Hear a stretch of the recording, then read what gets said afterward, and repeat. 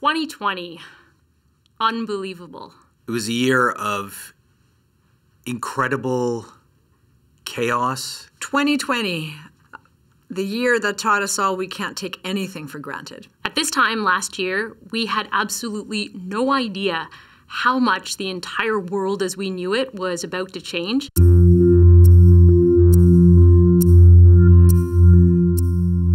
I started to hear about this mysterious viral pneumonia in China around New Year's Eve.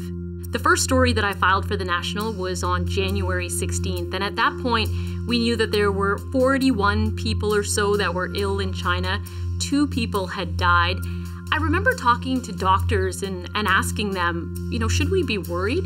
And, they weren't really sure at the time. It's really too early to be confident about what the disease looks like. It's extremely important that we be wary of infections that might be acquired on distant lands that might land on our doorstep. Health Canada says hospitals are on alert and that anyone arriving from an affected country who is experiencing flu-like symptoms should notify authorities immediately.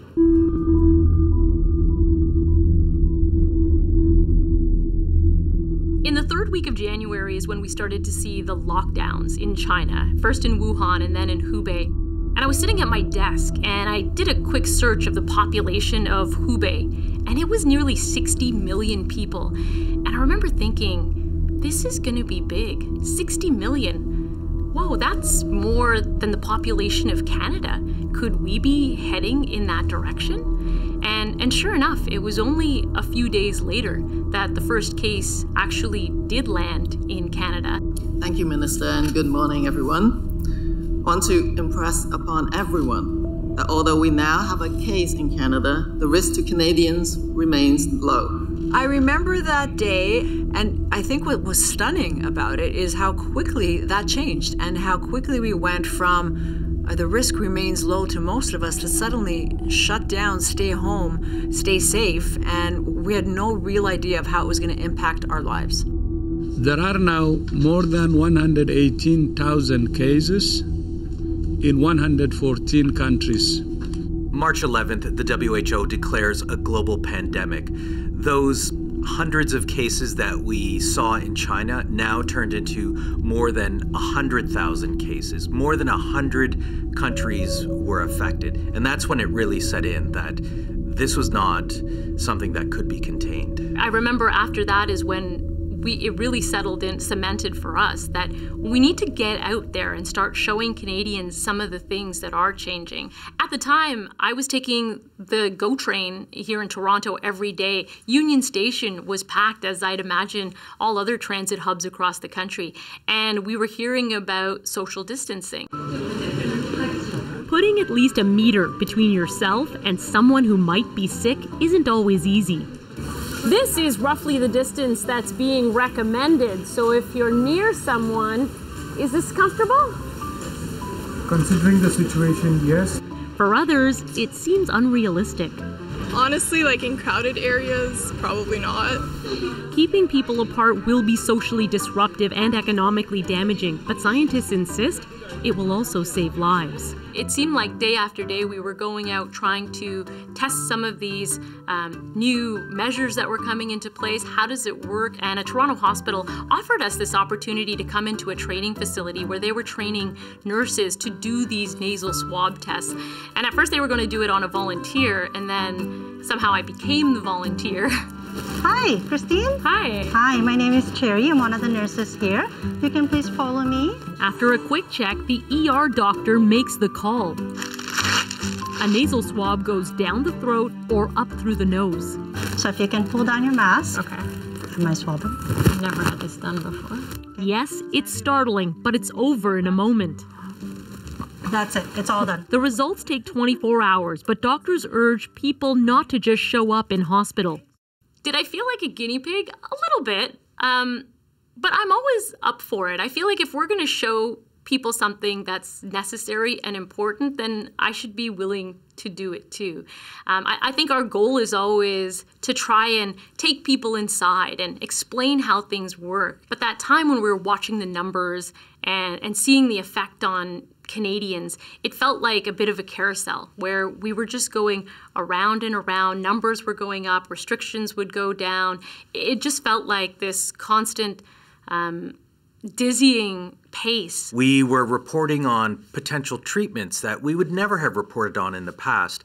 Usually in science, you wait till clinical trials are done and there are meta-analyses, and then you can talk about something that could be a game changer. But now we're doing stories about game changers almost every other week, about potential new treatments. Hydroxychloroquine was something that all countries were looking at, but then it became quickly discredited. There were steroids, there was remdesivir. The science was so quickly evolving, it was making our heads spin. The idea that this could spread so quickly in long-term care homes, knowing what we did about the SARS virus, what other countries were saying about protect your long-term care homes. The fact that it still happened was a real shock to people. It was a shock to journalists that, we saw these warning signs, but just not enough was done to protect this population.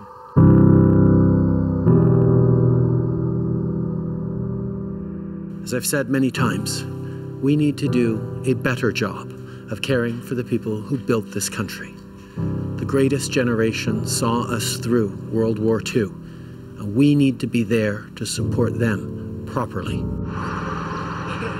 He was a good person. He didn't deserve to die like that. Nobody deserves to die like that. Such a beautiful person. This loss is all the more haunting because of what else is missing. I love you. Peace. There's no peace with this ending. You put your loved one in a home counting on them to take care of your loved one. It's just terrible. It's inhuman.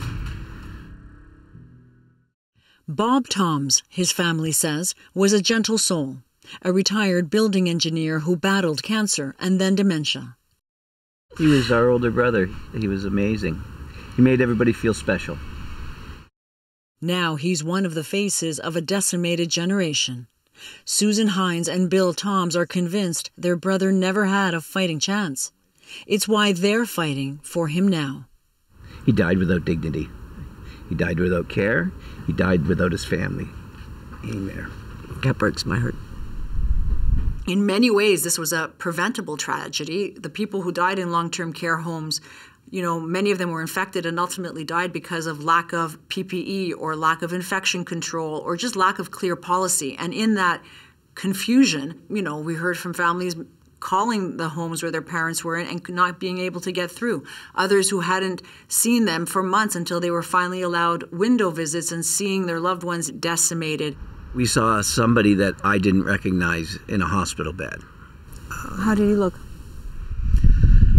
Skin on bone. There was nothing there. Just mouth agape, wanting to communicate, but maybe not having the strength to.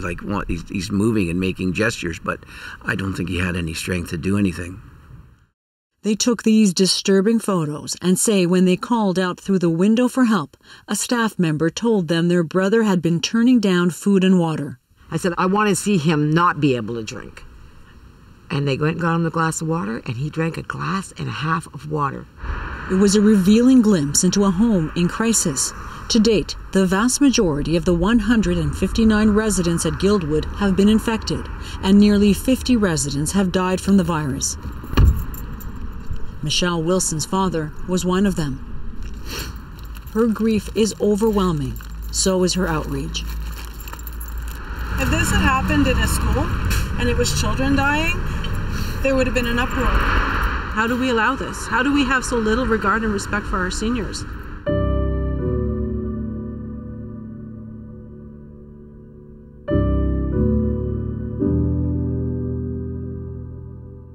Well, this pandemic showed how unevenly the virus affected people. It also exposed the vulnerabilities in our society. We did stories about people who are drug-dependent, drug users, who barely got by on the streets, and they were suddenly left alone on the streets.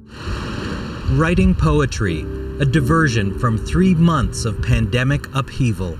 except for the safe injection sites, I didn't know really anywhere else to go to stay warm or to be safe. When the pandemic hit, she was sleeping here. Her struggle with heroin then went from bad to worse.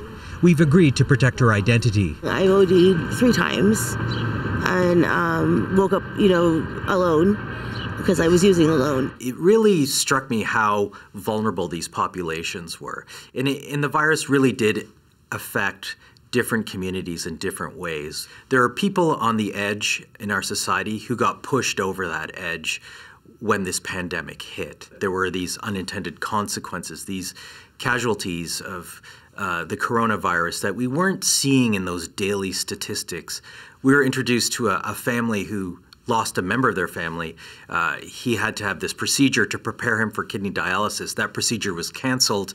He later died from that. And these sorts of stories were starting to emerge, and it became clear that there was going to be a wider consequences of this shutdown. It taught me that there are other factors at play that really affect your health and your health outcomes.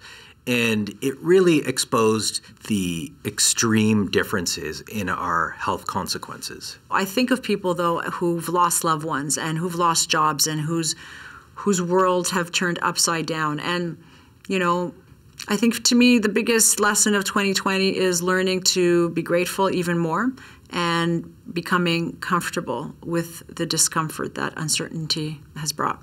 This year has been crazy, but the pandemic is not over. And I hope that next year we're sitting here looking back on the pandemic, but there is such a long way still to go. The next thing that I'm really going to be paying attention to is the vaccine rollout. I've heard scientists talk about this, that all of this is like trying to launch a space shuttle. It's that complex. I know people have lots of questions, and we're just going to keep trying to answer them. And if that means I need to now get a shot on TV, then I'll go get my shots on TV too.